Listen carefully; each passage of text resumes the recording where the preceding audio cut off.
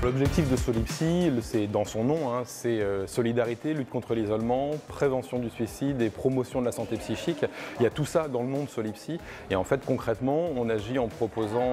des espaces ouverts dans lesquels les gens peuvent venir sans rendez-vous pour rencontrer des bénévoles et échanger, discuter sur ce qui fait souffrance pour eux, mais également des accompagnements par des professionnels, des psychologues, pour pouvoir leur permettre de faire face à leur souffrance psychique, quelle qu'elle soit, et de les accompagner sur du long terme si besoin. Et puis également, on travaille autour de la lutte contre l'isolement en proposant des ateliers, des groupes d'expression dans lesquels les gens vont pouvoir se rencontrer, discuter, échanger, partager autour de leur vécu. Et c'est intéressant parce qu'il y a un lien, un aller-retour qui va se faire entre ce qui se passe en individuel et ce qui se passe dans le collectif pour les personnes qui participent au groupe. Également, on a des propositions qui permettent de pouvoir aborder la question de la santé psychique en fonction des âges. On a des ateliers qui sont spécifiquement pour les jeunes, d'autres pour les seniors, d'autres dans le monde rural et agricole, pour faire en sorte que la santé psychique puisse être un enjeu, en tout cas qui est abordé, un enjeu facile à aborder, et que ce soit plus quelque chose qui est de l'ordre du tabou.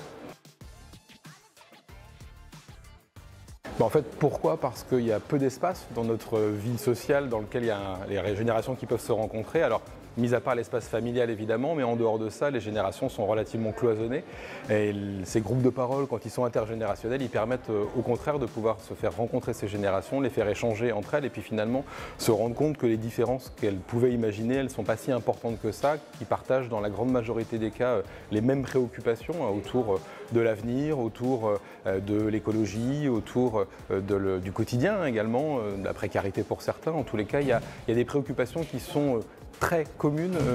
et la différence c'est vraiment l'âge, mais l'intérêt de ces groupes de parole, ou en tous les cas le travail qui est recherché dans ces groupes de parole, c'est justement de faire en sorte que la différence d'âge ne puisse plus être un problème, ou en tous les cas qu'elle n'apparaisse pas comme étant la clé de l'échange intergénérationnel. Parce que dans la majorité des échanges intergénérationnels, ce qui se passe, c'est que c'est montant ou descendant. C'est-à-dire que des personnes âgées vont aider des jeunes à faire les devoirs, ou à l'inverse, des jeunes vont aider des seniors à traverser la rue ou sortir de chez eux. Dans ces groupes, on essaie d'avoir une transversalité pour permettre à ce que chacun puisse s'exprimer au même niveau. Il y a effectivement des différences d'âge, mais c'est juste des humains qui parlent avec d'autres êtres. Les besoins sont énormes, la demande elle est croissante et ça ne se dément pas d'année en année, hein. Les listes d'attente ne cessent d'augmenter, mais heureusement face à ça on a des alliés. Ouais. La ville de Nantes en particulier, et je ne dis pas ça parce qu'on est là ici dans le conseil de développement, mais parce que la ville de Nantes a décidé dès 2022 de nous aider pour proposer une consultation spécifique pour les 18-25 ans. C'était déjà anticipé bien avant en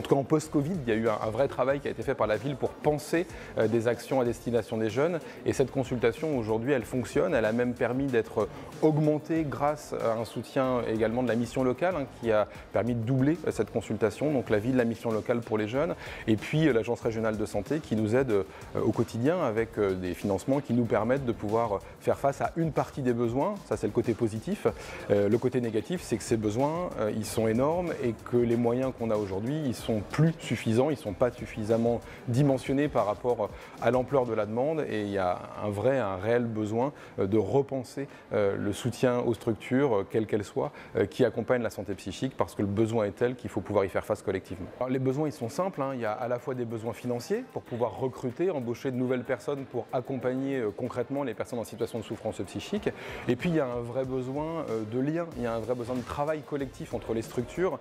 pour avoir encore une meilleure interconnaissance. Si je peux prendre une minute, lorsqu'on est débordé dans une structure, on va se recentrer sur nos objectifs, on va se recentrer sur notre mission première. Et le problème, c'est que le réseau n'est pas toujours la mission première. Donc on va se recentrer sur ce qu'on sait faire, l'accompagnement. Et il faudrait pouvoir avoir des moyens pour justement développer ces questions de réseau, faire en sorte qu'on soit dans une interconnaissance plus globalisée, plus pertinente,